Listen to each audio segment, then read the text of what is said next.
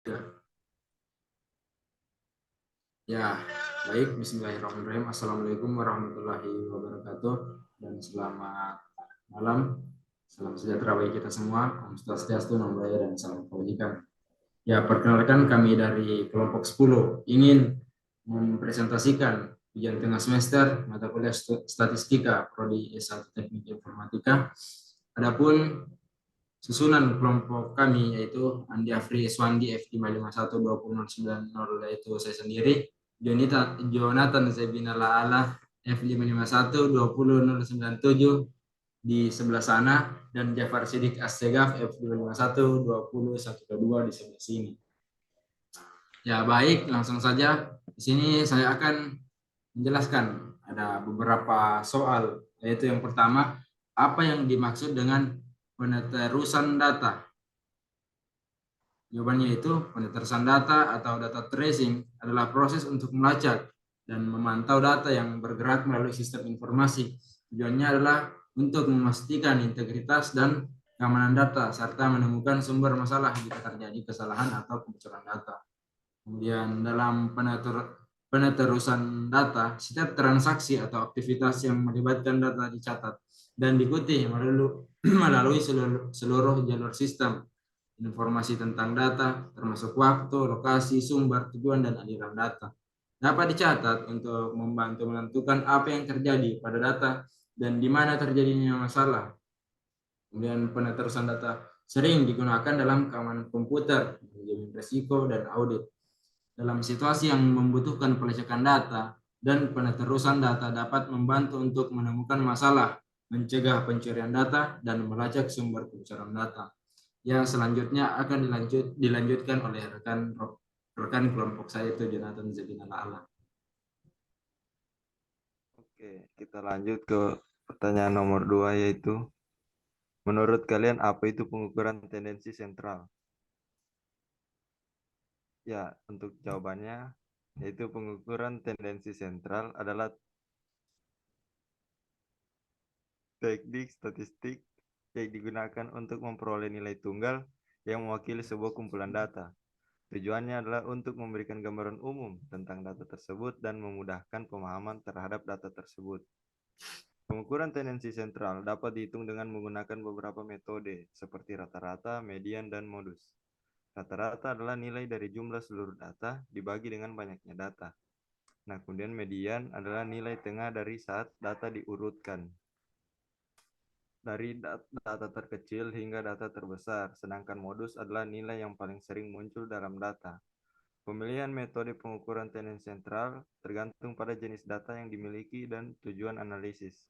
Misalnya, rata-rata cocok digunakan untuk data interval atau rasio yang memiliki distribusi normal, sedangkan median lebih cocok digunakan untuk data yang memiliki banyak nilai ekstrim atau data yang tidak memiliki distribusi normal. Ya, saya kembalikan kepada moderator, saudara saya. Lanjut.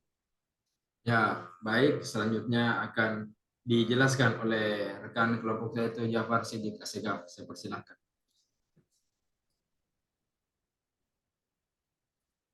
Ya, langsung saja. Nomor 3, menurut kalian seperti apa implement, kuantil, dan presentil berkelompok? Implementasi kuantil dan presentil berkelompok sangat bergantung pada data yang dianalisis dan tujuan analisis yang ingin dicapai. Namun, secara umum implementasi kuantil dan presentil berkelompok dapat dilakukan dengan langkah-langkah sebagai berikut. Pertama, mengumpulkan data dan membaginya menjadi beberapa kelompok sesuai dengan batasan yang telah ditentukan. Kemudian menentukan nilai batas atas dan batas bawah setiap kelompok. Nilai batas atas suatu kelompok adalah nilai terbesar yang masih termasuk dalam kelompok tersebut. Sedangkan nilai batas bawah adalah nilai terkecil yang masih termasuk dalam kelompok tersebut. Kemudian menghitung frekuensi atau proporsi data yang terdapat dalam masing-masing kelompok. Namun perlu diperhatikan bahwa penggunaan kuantil dan presentil kelompok dapat memiliki kelemahan jika kelompok tidak seimbang atau distribusi data tidak simetris. Oleh karena itu, sebaiknya dilakukan evaluasi tambahan dan perbandingan dengan metode analisis lainnya sebelum membuat kesimpulan definitif. Kemudian nomor 4, Jelaskan cara pengukuran dispersi, kemiringan, dan keruncingan data, standar, deviasi, lanjutan. Baik. Ya, pengukuran dispersi, kemiringan, dan keruncingan data adalah metode statistik yang digunakan untuk memahami sifat-sifat distribusi data. Yang pertama, dispersi adalah ukuran seberapa jauh titik data tersebar dari nilai tengahnya. Standar deviasi SD adalah salah satu ukuran dispersi yang paling umum digunakan. SD dapat dihitung dengan cara menghitung akar kuadrat dari variasi data. Variasi dihitung dengan cara menghitung rata-rata dari kuadrat selisih setiap titik data dengan nilai tengahnya. Semakin besar nilai SD, semakin besar variabilitas data. Kemudian, kemiringan adalah ukuran seberapa simetris distribusi data. Jika distribusi data simetris, maka nilai kemiringan akan sama dengan 0. Jika nilai kemiringan positif, maka distribusi data cenderung lebih banyak berada di sisi kiri, nilai tengahnya. Jika nilai kemiringan negatif, maka distribusi data cenderung lebih banyak berada di sisi kanan dan di kanan nilai tengahnya. Kemudian keruncingan. Keruncingan adalah ukuran seberapa tajam puncak distribusi data. Keruncingan dapat dihitung dengan menghitung kurtosis data. Jika kurtosis positif, maka distribusi data lebih tajam daripada distribusi normal. Jika kurtosis negatif, maka distribusi data lebih lebar daripada distribusi normal. Kemudian standar deviasi lanjutan atau SDM adalah ukuran yang memperhitungkan data ekstrim dalam perhitungan SD atau SDM, menggantikan titik tengah dengan median dan menggunakan IQR atau Interquality Range. Sebagai pengganti SD dalam penggunaannya, data yang memiliki nilai yang sangat tinggi atau rendah akan mempengaruhi nilai SDM dengan lebih sedikit daripada penggunaan SD. Kemudian nomor 5.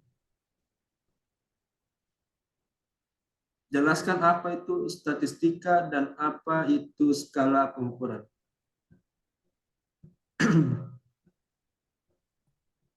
Statistika adalah cabang matematika yang mempelajari pengumpulan analisis, interpretasi atau presentasi, dan pengambilan keputusan berdasarkan data. Statistika digunakan dalam berbagai bidang, seperti bisnis, ilmu sosial, kedokteran, ilmu alam, dan lain-lainnya. Dalam konteks statistika, data adalah informasi numerik yang dikumpulkan dari suatu populasi atau sampel. Skala pengukuran adalah cara untuk menentukan bagaimana data diukur atau dihitung. Ya, selanjutnya saya silakan kepada moderator.